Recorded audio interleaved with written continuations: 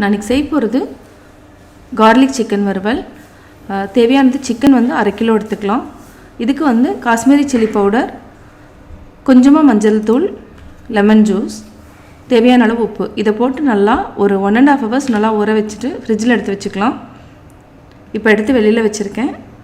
இதுக்கு தேவையானது வந்து 1 டேபிள் ஸ்பூன் பெப்பர், ஒரு 1 டேபிள் ஸ்பூன் இஞ்சி, 15 பூண்டு எடுத்துக்கலாம். அதை வந்து தட்டி வச்சுருக்கேன். 4 வரமிளகாய், கருவேப்பிலை கொஞ்சமாக. ஒரு பேன் வச்சுக்கலாம். இப்போது அடுப்பை பற்ற வச்சுக்கலாம். இதுக்கு வந்து நம்ம தேங்காய் எண்ணெய் தான் ஊற்ற போகிறோம். கேரளா ஸ்டைலுங்கிறதுனால இது கொஞ்சம் டேஸ்ட் வந்து நல்லாயிருக்கும். ஃபஸ்ட்டு நம்ம கருவேப்பிலை போட்டுக்கலாம். கருவேப்பிலை போட்டு நல்லா தாளிச்சிக்கலாம். இதுக்கு வந்து கடுகு இதெல்லாம் தேவையே இல்லை, கருவேப்பிலை மட்டும் போட்டுக்கலாம். இது நல்லா வெடிச்சதுக்கப்புறம் ஆல்ரெடி மேரினேட் பண்ணி வச்சுருக்கிற சிக்கன் நம்ம ஆட் பண்ணிக்கலாம். இதை வந்து ஹை ஃப்ளேமில் வைக்க வேண்டாம், லோ ஃப்ளேம்லேயே வச்சுட்டு நல்லா ஃப்ரை பண்ணிக்கலாம். இது வந்து 2லேருந்து 3 நிமிஷம் வரைக்கும் நம்ம இடையில கிளறிட்டே இருக்கணும். நல்லா வெந்துட்டுருக்கு.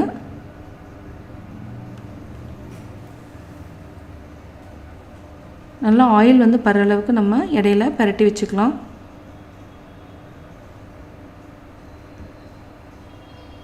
இதுக்கு கருவேப்பிலையும் நம்ம ஆட் பண்ணுறதுனால டேஸ்ட் வந்து நல்லாயிருக்கும்.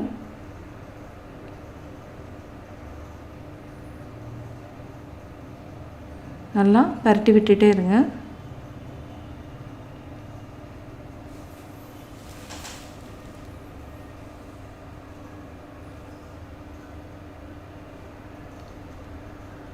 சிக்கன் வந்து எண்ணெயில் ஃப்ரை பண்ணால் எப்படி இருக்குமோ அதே அளவுக்கு டேஸ்ட் இருக்கும். இப்போது பூண்டு போட்டுக்கலாம். பூண்டு பேஸ்ட் பண்ணி போட்டால் அந்த டேஸ்ட் வித்தியாசமாக இருக்கும். இது வந்து பூண்டு தட்டி போகிறதுனால இந்த டேஸ்ட்டே வந்து நல்லாயிருக்கும். இப்போ பார்த்திங்கனாவே தெரியும் நல்லா வெந்திருக்கு. அதாவது பூண்டுனோட எசன்ஸ் ஃபுல்லாக இறங்கியிருக்கு சிக்கனில். நம்ம இஞ்சி ஆட் பண்ணிக்கலாம். இஞ்சியும் பெப்பரும் நம்ம ஆட் பண்ணிக்கலாம். ஃபஸ்ட்டு பெப்பர் ஆட் பண்ணிவிட்டு இப்போ இஞ்சி ஆட் பண்ணிக்கலாம். நல்லா வாசமாக இருக்கும். இதை வந்து 2லேருந்து 3 நிமிஷம் வரைக்கும் நல்லா ஃப்ரை பண்ணிவிட்டு வரமிளகாய் ஆட் பண்ணிக்கலாம். வரமிளகாய் ஆட் பண்ணிவிட்டு நம்ம கேஸ் ஆஃப் பண்ணிடலாம்.